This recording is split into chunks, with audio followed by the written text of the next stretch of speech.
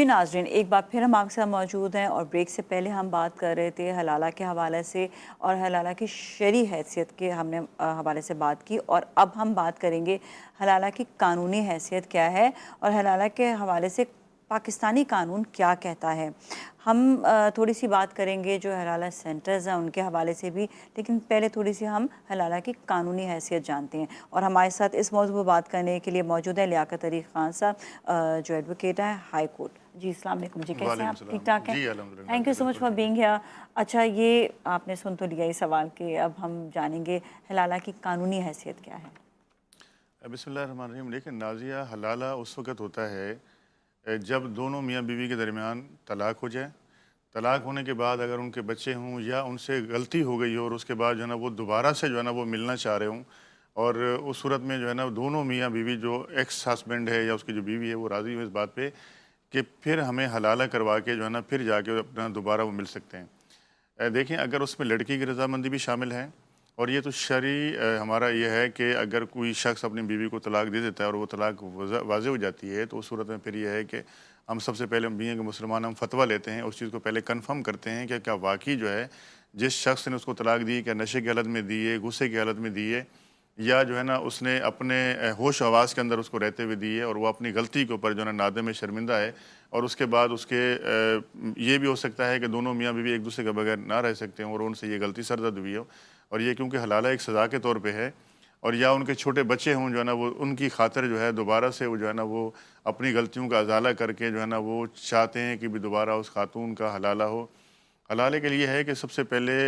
تو جو ہے لڑکی دوبارہ نکاح کرے گی، نکاح کے بعد جو ہے نا پھر وہ اپنا عدت کا پیریڈ گزارے گی، عدت کا پیریڈ گزارنے کے بعد جو ہے نا پھر جا کے وہ دوبارہ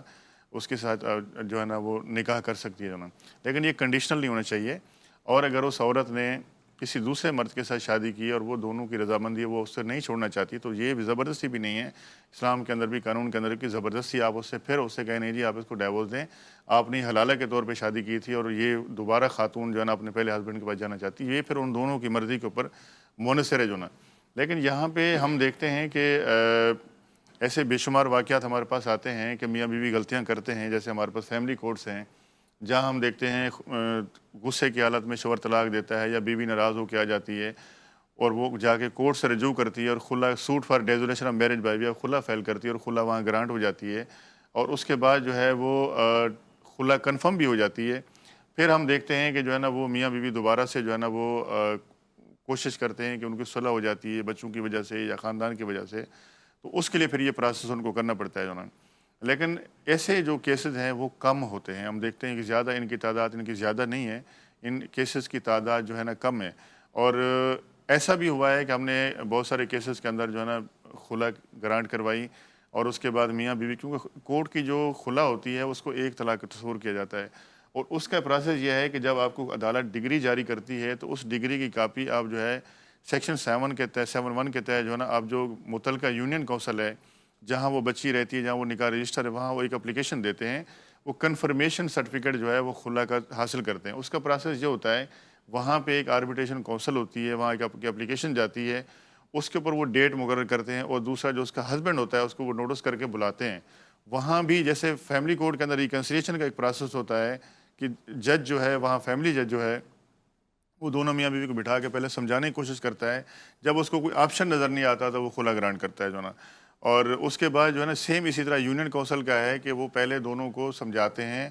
بٹھاتے ہیں، ان کی بات سنتے ہیں کہ کوئی راستہ ایسا نکل جائے ریکنسیلیشن کا اور یہ دوبارہ سے جو ہے نا وہ رجوع کر لیں اور دونوں میاں بیوی جو ہے نا یہاں سے چلے جائیں۔ جب وہ سمجھتے ہیں کہ ریکنسیلیشن نہیں ہو سکتی تو پھر وہ سرٹیفکیٹ ایشو کرتے ہیں۔ اس سرٹیفکیٹ کے بغیر آپ دوسرا نکاح نہیں کر سکتے، کیونکہ اگر وہ اس کی کنفرمیشن نہیں ہوگی اور اس کے بغیر کوئی خاتون جو ہے جا کے دوسرا نکاح کرتی ہے، اس صورت میں پھر جو اس کا پہلا ہسبینڈ ہے وہ جا کے اس کے اوپر جو ہے نا اپلیکیشن دے دیتا ہے متعلقہ تھانے کے اندر کہ جی میری بیوی نے بغیر سرٹیفکیٹ حاصل کیے جو ہے نا اس کی جو خلا ہے یا طلاق ہے کنفرم نہیں ہوئی تو ہے، قانونی طور اس سے نے اس جا کو کے جو ہے نا وہ سرٹیفکیٹ لینا اس میں ضروری پھر ہے۔ جو ہے سرٹیفکیٹ لینا بہت ضروری ہے، اس کے بغیر آپ نہیں نکاح کر سکتے جو ہے نا۔ اور اگر آپ نے نکاح اس میں کر لیا تو اس کے اندر جو ہے نا وہ پھر جو ہسبینڈ ہے، ایسا بھی ہوا ہے ہم نے دیکھا کہ وہ پھر 494 کی جو ہے نا نکاح پہ نکاح کی FIR جا کے درج کرواتے ہیں کہ جی اس نے کنفرم کرائے بغیر جو ہے طلاق کو جا کے اس نے نکاح پہ نکاح کیا، اور اس کو جانتے بوجھتے ہوئے کہ میں فلاں شخص کی بیوی ہوں،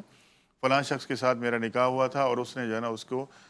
کنفرم نہیں کرایا ہو جا کے نکاح پہ نکاح کیا، تو قانون اس پہ جو ہے حرکت میں آتا ہے، اور اس خاتون کے خلاف جو ہے سیکشن 494 پاکستان پینل کوڈ کی جو سیکشن ہے نکاح پہ نکاح کے جو ہے نا اس کے اوپر وہ اٹیک کرتی ہے اور اس کی ایف آئی آر ہو سکتی ہے۔ تو جب بھی اگر کوئی کورٹ سے خلا لے یا اس کو ڈیورس ہو، تو یونین کونسل کو جو پروسیس ہے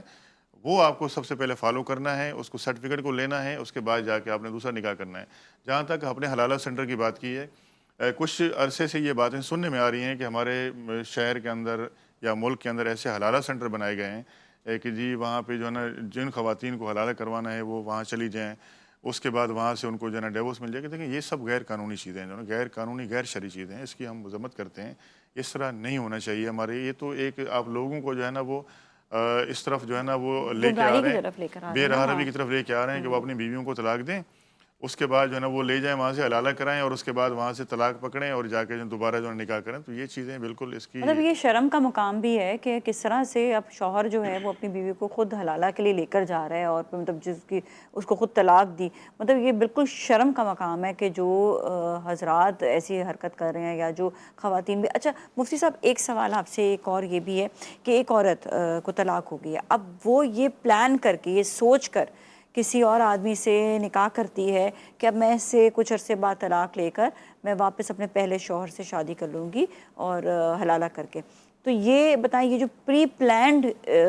جو شادی ہوتی ہے، دوسری شادی اور حلالہ کے لیے ہی، تو اس کے حوالے سے ذرا وضاحت کریں۔ دیکھیے حدیث پاک کے اندر آیا ہے، آپ صلی اللہ علیہ وآلہ وسلم کا ارشاد پاک ہے، حلالہ کرنے والا اور حلالہ کروانے والا دونوں پر اللہ کی لعنت ہے۔ اب اتنی سخت مذمت آئی ہے حدیث پاک کے اندر، اور ان کو ملعون قرار دیا گیا ہے۔ لہٰذا طے شدہ پہلے سے ایک چیز بنا کر، چاہے اس میں وہ ایک خاتون ملوث ہو یا اس کا سابقہ شوہر ملوث ہو یا تیسرا فریق کے جس کے ساتھ وہ نکاح کر رہی ہے وہ ملوث ہو، پہلے سے باقاعدہ طے شدہ پروگرام رکھ کر اس طرح کہ ہم حلالہ کر رہے ہیں، یہ قابل مذمت ہے، اور شریعت مطہرہ نے اس کے لیے سخت وعید بیان فرمائی ہے۔ اس طرح کا کوئی بھی پروسیس بنا کر کرنا یہ شریعت میں قابل قبول نہیں ہے۔ البتہ اس میں یہ اجازت ضرور ہے کہ جب نکاح کیا جائے تو اگر نیت میں یہ بات ہے اور نکاح کرنے والا شخص یہ سمجھتا ہے ایک خیر کے پہلو سے کہ بھائی ان کے بچے ہیں اور ان کی زندگی خراب ہو رہی ہے، اب انہوں نے ایک غلطی تو کر لی ہے، وہ طے نہیں کرتا لیکن اس کے ذہن میں یہ بات ہے کہ میں اس طرح نکاح کر لوں گا اور اس کے بعد میں اس کو چھوڑ دوں گا، طلاق دے دوں گا تاکہ یہ اپنا گھر بسا لیں، ان کے بچوں کی زندگی خراب نہ ہو۔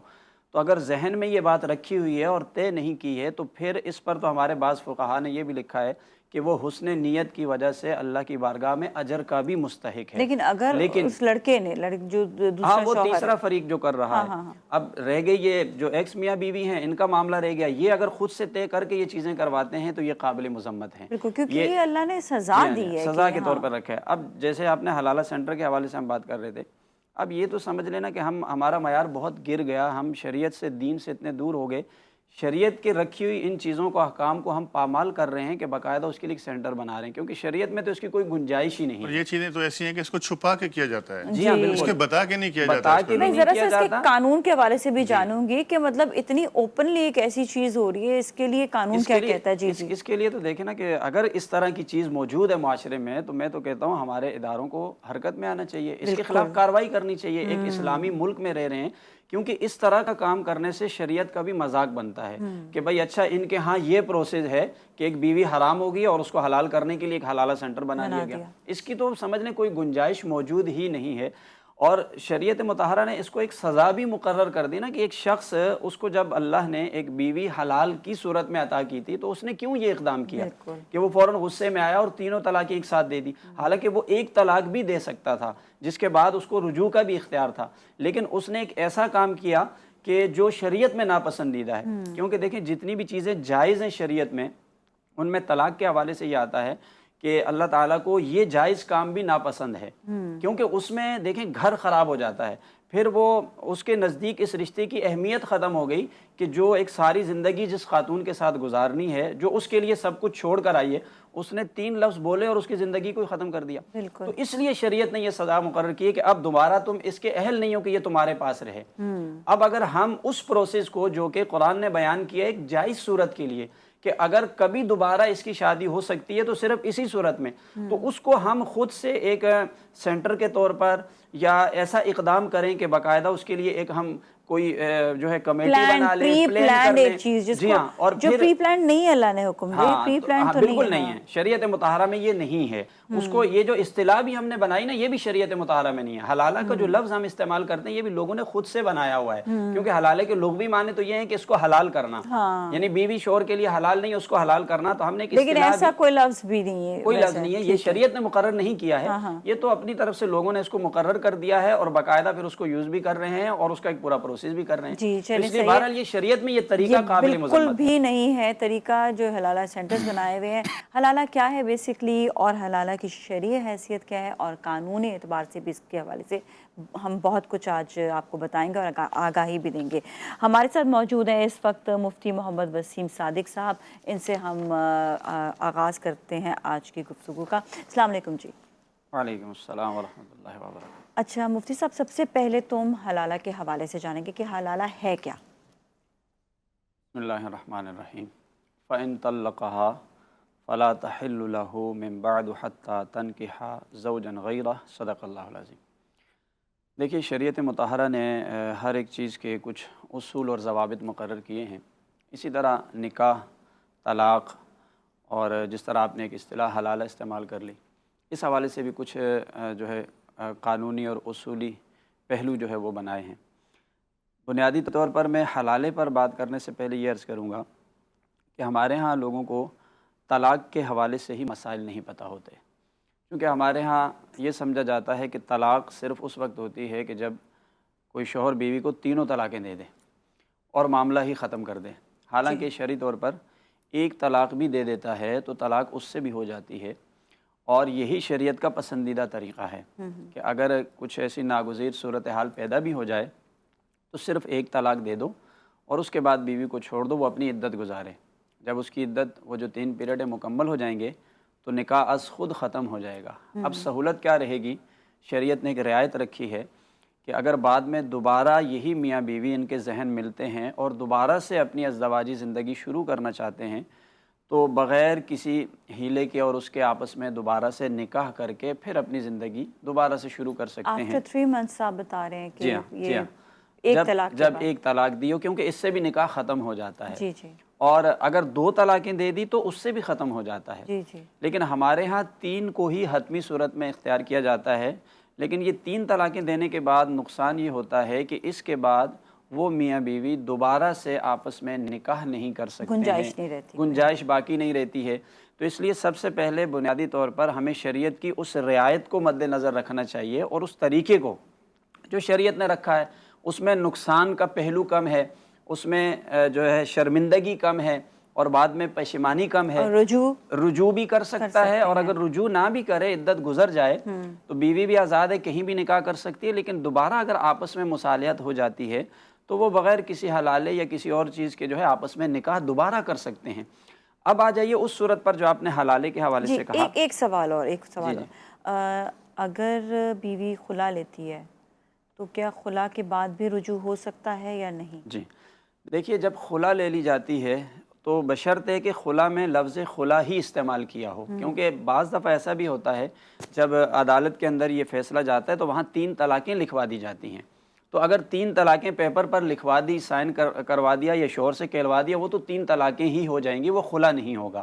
اگر لفظ خلا یہی ورڈ یوز کیا گیا ہے تو یہ 1 طلاق کے حکم میں ہوتا ہے۔ اس کا مطلب بھی یہی ہوتا ہے کہ اگر دوبارہ سے آپس میں وہ رہنا چاہتے ہیں تو نئے سرے سے نکاح کر کے رہ سکتے ہیں، کیونکہ خلا بھی 1 طلاق کی طرح ہے۔ جس طرح 1 طلاق آپ نے دے دی، اسی طرح خلا دیا تو وہ بھی 1 طلاق ہو گئی۔ اس کے بعد دوبارہ نئے سرے سے نکاح آپس میں ہو سکتا ہے۔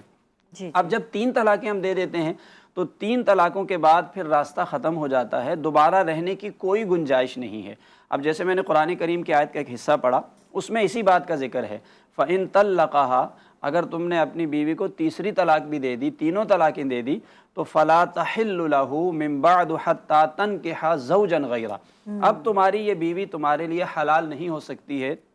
تم سے دوبارہ اس کا نکاح نہیں ہو سکتا ہے جب تک کہ اس عورت کا نکاح کسی اور شخص سے نہ ہو جائے۔ اچھا، کسی اور شخص سے ہو جائے گا، وہ بھی از خود اپنی مرضی سے اسے طلاق دے دے، یا وہاں سے وہ کبھی خلا لے لے، یا شوہر کا انتقال ہو جائے اور پھر وہاں سے اس کی عدت مکمل ہو، تو پھر پہلے شوہر سے نکاح ہو سکتا ہے۔ اچھا جی، اب یہ جو جی ایک چیز اور میں یہاں پہ لوگوں کو بالکل کلیئر کرنا چاہوں گی کہ جب پہلی طلاق ہوتی ہے، جس طرح آپ نے بتایا،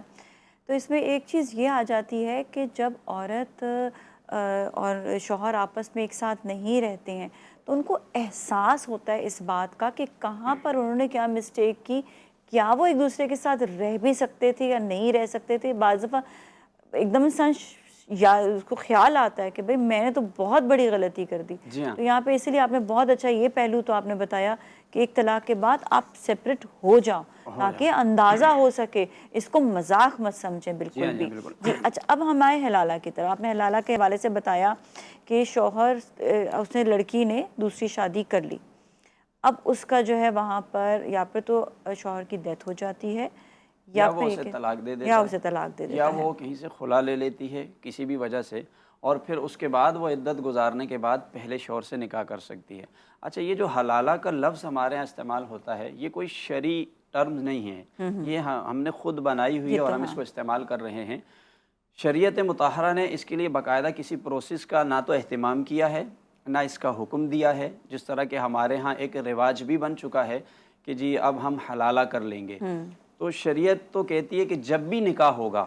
کوئی بھی خاتون کسی سے نکاح کرتی ہے تو نکاح دائمی طور پر کیا جاتا ہے، مستقل طور پر گھر بسانے کی نیت سے نکاح کیا جاتا ہے۔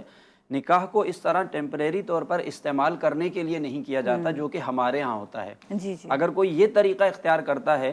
تو ایک تو اسے دیکھیں خود ہی پشمانی بھی ہو رہی ہے کہ میں نے غلط کام کیا۔ اگر وہ والا طریقہ اختیار کرتا نا جو ایک طلاق کا شریعت نے کہا تھا، تو بعد میں جب اس کا دماغ ٹھنڈا ہوتا ہے، کیونکہ غصے میں عام طور پر اس طرح کے فیصلے لیے جاتے ہیں، جب دماغ ٹھنڈا ہوتا ہے، بندہ سوچتا ہے، تو پھر اس کو خیال آتا ہے کہ میں نے کچھ غلط کر لیا۔ لیکن جب وہ تینوں طلاقیں دیتا ہے تو وہ اپنا راستہ ہی بند کر لیتا ہے۔ اچھا، تینوں طلاقیں ایک ساتھ دینا ہے بھی گناہ، اگرچہ وہ واقع ہو جاتی ہیں، لیکن شرعی حکم کی خلاف ورزی ہے تین طلاقوں کو ایک ساتھ استعمال کرنا۔ لیکن جب اس نے یہ جرم کر لیا، کیونکہ یہ ایک جرم ہے، ایک ساتھ اس نے تینوں طلاقیں دے دی اور یہ ناپسندیدہ ہے، تو شریعت مطہرہ نے ہر جرم پر ایک سزا رکھی ہے۔ اچھا، سزا اس لیے رکھی ہوتی ہے تاکہ لوگ اس جرم سے باز آ جائیں۔ بالکل، اب میں اس طرف بات کو لے کر آنا چاہتا ہوں نا، جو لوگوں نے ایک مزاج بنا لیا کہ بھائی تین طلاقیں دیں گے اور پھر حلالہ کر لیں گے۔ حالانکہ شریعت نے اس کو سزا کے طور پر رکھا ہے، اور سزا رکھنے کا مقصد یہ ہوتا ہے کہ تاکہ لوگ وہ والا جرم نہ کرے۔ اگر اب ہم اپنا ذہن یہ بنائیں کہ نہیں چلے تین طلاقیں دے دیں اور یوں ایک پروسیس کریں گے حلالے کا اور اس کے بعد دوبارہ بیوی بنا لیں گے، تو یہ تو شریعت مطہرہ کا جو مقصد تھا وہی فوت ہو جائے گا۔ اچھا، ایک تو یہ بھی کہ بعض لوگ یہ بھی کہتے ہیں کہ نکاح کر لیں گے، نکاح مطلب جو اپنی ان کی ایکس وائف ہے اس کو کہتے ہیں کہ آپ نکاح کر لو اور میاں بیوی کا رشتہ نہیں بھی ہو تو بھی آپ طلاق لے کر واپس آ کے وہ اپنا دوبارہ سے پہلے شوہر سے شادی کر لیں۔ تو اس کے حوالے سے بتائیے گا۔ یہ تو ناجائز ہے اور غیر شرعی ہے، ایسا نہیں ہے۔ اس کا جو پورا حکم ہے وہ یہ ہے کہ جب کسی کو تین طلاقیں ہو گئی اور دوسری جگہ اس نے نکاح کیا، اور وہ بھی ایک نیچرل پروسیس کے اس کا ہو گیا نکاح، جی ہاں، یہ نہیں کہ اچھا یہ جو حلالہ سینٹرز بنے ہوئے ہیں یہ تو پراپر ایک یہ والا کام کر رہے ہیں کہ حلالہ سینٹر ہے وہاں پر جائیں آپ کا حلالہ ہو جائے گا، یہ کیا؟ یہ مجھے کچھ سمجھ نہیں آیا اس حوالے سے۔ پہلے جو آپ نے اہم سوال کیا ہوا ہے کہ صرف نکاح کر لیا اور اس کے بعد طلاق لے کے پہلے شوہر سے نکاح کر لیا تو یہ حلالہ بھی نہیں ہوگا، اس لیے کہ اس کا جو شرعی طریقہ ہے وہ یہ ہے کہ جب نکاح دوسرے شوہر سے کر لیا تو جب تک ان کے ازدواجی تعلقات نہیں قائم ہوں گے، اس سے پہلے صرف نکاح کر کے اگر طلاق دے دی ہے تو پہلے شوہر سے نکاح نہیں ہو سکتا ہے، یہ بات ذہن میں رکھنی چاہیے۔ اب یہ جو آپ نے کہا کہ حلالہ سینٹر، اب دیکھیے اس طرح کی کچھ چیزیں میری نظر سے بھی گزری ہیں اور دیکھنے میں آیا ہے کہ شاید اس طرح کے معاملات بھی ہو رہے ہیں کہ باقاعدہ حلالہ سینٹر کھول دیے گئے۔ دیکھیے یہ تو شریعت کے ساتھ مذاق کرنے والی بات ہے اور انتہائی افسوسناک عمل ہے،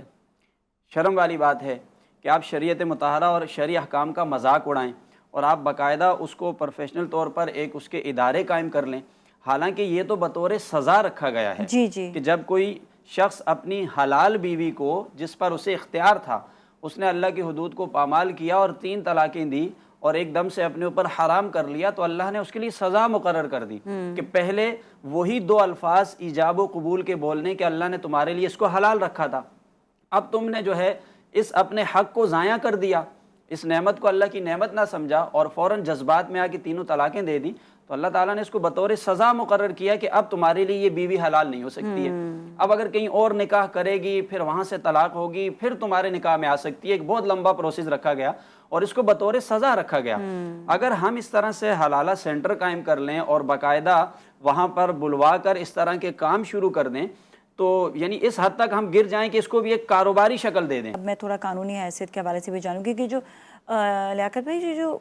حلالہ سینٹرز بنے ہوئے ہیں ان میں قانون کیا کہتا ہے، اور جس طرح مفتی صاحب نے بتایا تو بالکل غیر شرعی ہے، تو اس کے بارے سے بتائیے گا۔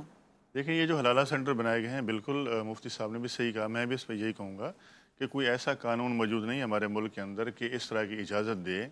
یا ایسے حلالہ سینٹر جو بنائے گئے ہیں یہ قانونی ہوں یا رجسٹر ہوں، بالکل غیر قانونی ہیں۔ میں سمجھتا ہوں کہ اس کے اوپر علماء کرام کو بھی جو ہے نا ہمیں ان کو اس کے اوپر اپنی سٹیٹمنٹ دینی چاہیے، اس کی مذمت کرنی چاہیے، اور ساتھ میں جس ایریا کے اندر یہ کام ہو رہا ہے وہ سارا غیر قانونی ہو رہا ہے، اور وہاں کے جو متعلقہ SHO ہے یا متعلقہ تھانہ ہے اس کی یہ ذمہ داری بنتی ہے کہ ایسے حلالہ سینٹر کو جو شریعت سے مطابقت نہ رکھتے ہوں، جو بے روی اختیار کی پھیلا رہے ہوں، تو ان کو جا کے سیل کریں۔ اور یہ اسسٹنٹ کمشنر کی بھی ذمہ داری بنتی ہے، علاقہ SHO کی بھی ذمہ داری بنتی ہے، DC کی بھی ذمہ داری بنتی ہے، اور ہماری حکومت وقت کی بھی ذمہ داری بنتی ہے کہ ایسی چیزیں جو سامنے آ رہی ہیں ان کے اوپر پابندی لگائی جائے، اور جو لوگ ملوث ہیں ان کے خلاف جو ہے نا قانونی کارروائی کی جائے اور ان کو قانون کے کٹہرے میں لایا جائے۔ اس طرح تو آپ لوگوں کو ترغیب دے رہے ہیں بے روی کی جو ہے نا، کہ وہ ایک شخص جو ہے نا وہ اپنی بیوی کو طلاق دے دے، پھر حلالہ میں لے جائے، وہاں سے حلالہ کا سرٹیفکیٹ لے، اس کے بعد جا کے دوبارہ اچھا نکاح یہ کرتا سوال اسی سے ریلیٹڈ ہے کہ اگر کوئی ایسا شخص جو حلالہ سرٹیفکیٹ لے آتا ہے تو پھر قانون اس حوالے سے کیا کرتا ہے؟ دیکھیں کہ اگر بالکل اس طرح سے اگر کوئی اس کے سچویشن ہو اوپر تو جائے تو اسٹرکٹ ایکشن ہونا چاہیے کہ یہ ہوا کیسے جو ہے نا۔ اور یہ دیکھیں اگر اس طرح کا یہ ہوگا تو پھر ہر آدمی جو ہے نا جا کے اپنے نمبر لکھوائے گا، وہاں جا کے کہے گا جی میرا بھی نمبر لگاؤ، اگر کوئی ایسی لڑکی آتی ہے حلالہ کے لیے تو میں نکاح کرنے کو تیار ہوں، تو یہ تو پھر ایک نمبر چلتے رہیں گے، یہ تو ایک بے یہ تو حیائی بے کا حیائی ڈبل کی جائے گا۔ طرف تو بالکل ترغیب ہو رہی ہے۔ اس کی تو بالکل ابھی علامہ صاحب نے بھی کہا کہ اس کی ہم مذمت کرتے ہیں، اور اس کے اوپر تو امیڈیٹلی اگر یہ کوئی چیز کہیں موجود ہے تو اس کو فوراً بند ہونا چاہیے، اس کے خلاف ایک قانونی کارروائی بھی ہونی چاہیے۔ اور یہ بڑی بے دھڑک ہو کے لوگ بتا رہے ہیں کہ جی حلالہ سینٹر کھل گئے ہیں۔ ابھی کچھ عرصہ پہلے ہم نے دیکھا کہ جی وہ ایک ملک سینٹر بھی کھل گئے تھے جو ہے نا، وہ مائیں اپنا دودھ جو ہے نا وہاں جا کے جو ہے نا ڈپازٹ کریں گی اور اس کے بعد بچوں کو پلایا جائے گا۔ کل کیسے پتہ چلے گا کہ یہ کس نے کس کا دودھ پیا ہے جو ہے نا۔ یہ چیزیں اس طرح کی جو آ رہی ہیں چیزیں ہمارے معاشرے کے اندر، اگر اس کی نشاندہی ہوتی ہے بینگ اے پاکستانی شہری، اگر میرے علم میں یہ بات آئے گی کسی جگہ حلالہ سینٹر کھلا ہوا ہے، being a Pakistani, being a مسلمان، میں سب سے پہلے جا کے اس کے خلاف اپلیکیشن دوں گا کہ اس چیز کو بند کیا جائے۔ اچھا کئی تو ہم نے دیکھا ہے گوگل میں لکھا ہوا ہے، آپ گوگل میں سرچ کریں تو اس میں آ جاتا ہے یہ۔ ہاں عوام کی بھی ذمہ داری ہے کہ کسی جگہ پر اگر اس طرح کی چیزیں نظر آتی ہیں تو عوام کی بھی ذمہ داری ہے کہ وہ اپنے علاقے سے اس کو ختم کرانے میں اپنا کردار ادا کریں، میں آپ کو باقاعدہ بتا رہی قانونی ہوں راستہ نا اختیار کریں، مفتی شکایت صاحب کریں۔ لیاقت بھائی کہ میں اگر گوگل پہ آپ لکھیں گے نا خالی کہ حلالہ سینٹر ان کراچی تو آ جائیں گے، اتنے سارے سینٹرز لکھے ہوئے آ جاتے ہیں۔ میں تو اس بات سے حیران ہوں کہ وہ ایون میں تو خیر آپ کے اتنی پروگرام کے پروموشن بعد بھی جا کر کے رہے اس کو ہیں۔ چیک کروں گا، اور اس کے اوپر ہو سکتا ہے کہ میں اس کے اوپر ایکشن بھی لوں جو ہے نا، بھی ہے کہ کیونکہ میں ایک سوشل ورکر ہوں، ہم سوشل کام کرتے ہیں، تو میں بالکل اس کے اوپر جو ہے نا وہ ابھی یہ چیز میرے علم میں آئی ہے، میں اس کو دیکھوں گا۔ اور دیکھیں میرج بیرو کی حد تک تو ٹھیک ہے کہ لوگوں کے بہت ساری بچیاں ایسے جو رشتے نہیں آتے، وہ ایک جائز کام ہے اور اس کو اپریشیٹ بھی کرتے ہیں، اور کئی لوگوں کے گھر ہم سمجھتے ہیں اس طریقے سے آباد بھی ہوئے ہیں، ان کی شادیاں بھی ہوئی ہیں، تو وہ ایک جائز کام ہے، لیکن یہ غیر قانونی کام ہے، غیر قانونی بھی ہے، غیر شرعی بھی ہے، غیر شرعی بھی ہے۔ اچھا اس پہ ایک اور سوال جو میں آپ سے کروں گی لیاقت بھائی کہ اگر جس طرح میاں بیوی کی طلاق ہو گئی ہے، اس کی کنفرمیشن کے لیے آپ نے بتایا کہ آپ کو جو ہے ڈیورس سرٹیفکیٹ بھی لینا ہوتا ہے، اگر وہ خاتون سیکنڈ شادی کرتی ہے تو اس کے پاس بھی کوئی سرٹیفکیٹ ہونا ضروری ہے؟ نہیں دیکھیں وہ جو خاتون کو اگر ڈیورس ہسبینڈ نے دی ہے اور یا کورٹ سے اس نے خلا کی ڈگری لی ہے تو وہ سرٹیفکیٹ اسی لیے لے رہی ہے کہ میں دوسری شادی کر رہی ہوں۔ اچھا پہلے شوہر سے اس کے بعد ایک ثبوت ہے کہ میں نے یونین کونسل سے بھی کنفرم کرایا ہے، مجھے میرے پاس عدالت کی ڈگری بھی ہے اور میرے پاس جو ہے نا طلاق نامہ موجود ہے۔ یہ اس صورت میں ہوتا ہے کہ بہت سارے مرد جو ہے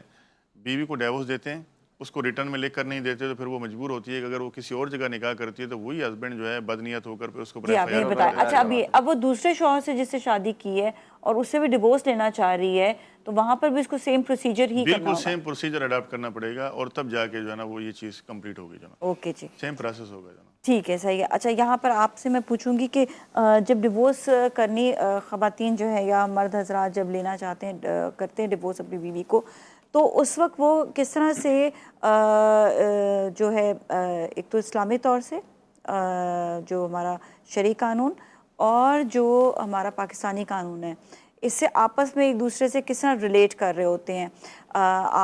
آپ کے پاس لوگ آتے ہیں پہلے فتویٰ لینے کے لیے پھر وہ قانون کی طرف جاتے ہیں قانون پہ جاتے تو وہاں سے پھر آپ کی طرف آتے ہیں؟ نہیں، اکثر لوگ تو دارالافتاء میں ہی آتے ہیں. جی جی عدالت جانے کا جو ہوتا ہے وہ تقریباً ان کا آخری فیصلہ ہی ہوتا ہے. جی جی کہ جب ان کے معاملات اس حد تک بڑھ جاتے ہیں کہ جو آپس میں بیٹھ کے حل نہیں ہو سکتے ہیں تو پھر لوگ عدالت کا رخ کرتے ہیں کہ بھئی قانون ہماری مدد کرے اس معاملے کے اندر. ہمارے پاس لوگ آتے ہیں تو دیکھیے یہ تو ہمارے دین اسلام کا حکم ہے. قرآن کریم کے اندر بھی اللہ تعالیٰ نے فرمایا کہ اگر میاں بیوی میں کوئی جھگڑا ناراضگی ہے تو دونوں خاندانوں میں سے کچھ افراد کو مقرر کر دیا جائے، وہ پہلے ان میں اصلاح کی کوشش کریں. چونکہ یہ ایک پسندیدہ عمل نہیں ہے. ہمارے پاس آتے ہیں تو ہم بھی کسی کو یہ مشورہ نہیں دیتے کہ تم طلاق دے کے چھوڑ دو. کچھ دیر کے لیے ہم کہتے ہیں کہ آپس میں علیحدہ ہو جاؤ، اچھی طرح سوچو، کیونکہ یہ ایک پسندیدہ عمل نہیں ہے. تو ہماری کوشش تو یہی ہوتی ہے کہ وہ آپس میں رہ سکیں. لیکن ایسا بہت کم ہوتا ہے کہ کوئی شخص آ کر ہم سے یہ مشورہ کر رہا ہو کہ مجھے یہ مسائل ہیں اور میں بیوی کو طلاق دینا چاہتا ہوں. زیادہ تر ہمارے پاس وہ لوگ آتے ہیں جو شرعی معاملات جانتے نہیں ہیں، صرف اتنا پتہ ہوتا ہے میں طلاق دینے کا اختیار رکھتا ہوں اور وہ طلاق دے کر پھر آتے ہیں. زیادہ تر قانون کی طرف آئیں تو دیکھیں قانون تو یہی ہے نا کہ اس عورت کو مرد کو جب بھی ڈیورس دینی چاہیے تو ایک ریٹرن میں دینی چاہیے اگر اس عورت کو نہیں رکھنا چاہتا، اور اگر وہ نہیں دیتا، اگر زبانی کہتا ہے تو پھر عورت کو کھلا لینا چاہیے. پھر آپ لوگ بھی رجوع کرانے کے لیے کچھ وہ ہوتا ہے ایفرٹ ہوتا ہے؟ نہیں دیکھیں ایسی ایفرٹ سب سے پہلے تو کوئی خاتون اگر ہمارے پاس آتی ہے تو ہم بینگ انسانیت کے ناطے اس کو سمجھاتے ہیں کہ یہ جو آپ کا فیصلہ ہے یہ غلط ہے، آپ اس پہ نظر ثانی کریں، آپ کے چھوٹے چھوٹے بچے ہیں، آپ جو ہے یہ قدم نہ اٹھائیں. جو نا کوشش کرتے ہیں ہم اس کے ہسبینڈ کو نوٹس کرتے ہیں، لیگل نوٹس کو اس کو بلاتے ہیں کہ بھائی ان کو کوئی کمپرومائز ہو جائے. لیکن میں سمجھتا ہوں مفتی صاحب نے بھی کہا کہ وہ لڑکی کا آخری فیصلہ ہوتا ہے کہ جب وہ کورٹ کے اندر آتی ہے اپنی کشتیاں جلا کے آتی ہے، اس کو اتنا نفرت ہوتی ہے اپنے ہسبینڈ کے سے کہ وہ کہتی ہے کہ مجھے اس کی شکل نہیں دیکھنی ہے اور مجھے کسی حالت میں اس کے اوپر نہیں جانا ہے. میں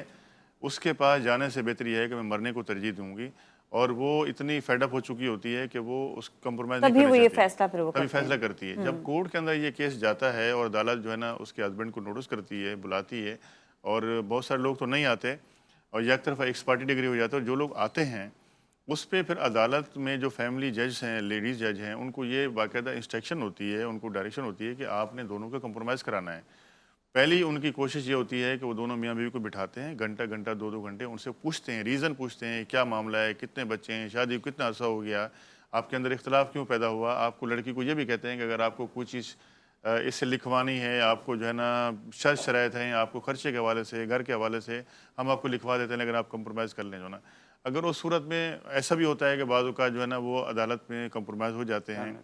اور بعض اوقات ایسا بھی ہوتا ہے کہ لڑکی کہتے ہیں میں نے نہیں رہنا اس کے ساتھ. جو نا اور کچھ ایک چیزیں ایسی بھی ہوتی ہیں کہ کہیں ہم دیکھتے ہیں کہ والدین کی مداخلت بھی آتی ہے اور لڑکی ان کے پریشر کے اندر ہوتی ہے اور وہ ماں باپ کے کہنے کے اوپر یہ قدم اٹھا رہی ہوتی ہے کہ مجھے جو ہے نا کھلا چاہیے اور مجھے علیحدگی چاہیے. تو ایسا بھی ہوا ہے کہ جب وہ لڑکی کو سمجھ آتی ہے تو پھر وہ اس وقت وہ اپنے ہسبینڈ کے ساتھ چلی جاتی ہے اور پھر عدالت کہتی ہے جی ٹھیک ہے آپ اس اس کو لے لیے جائیں. ہاں ضرور بہتر یہی رہتا ہے کہ اگر رجوع ہو جائے تو بہت اچھی بات ہے. ایسا ہوا بھی ہے بے شمار بالکل دفعہ جی. ایسا شو کا ہوا ہے. وقت ختم ہو گیا. تھینک یو سو مچ، بہت بہت شکریہ آپ کا بھی، بہت بہت شکریہ. اس کے ساتھ ہی ناظرین آج کے لیے اتنا ہی. آپ سے منڈے کو دوبارہ ملیں گے. اپنا بہت خیال رکھیے گا. نازیہ ملک اور ٹیم کو دیجیے اجازت. اللہ حافظ.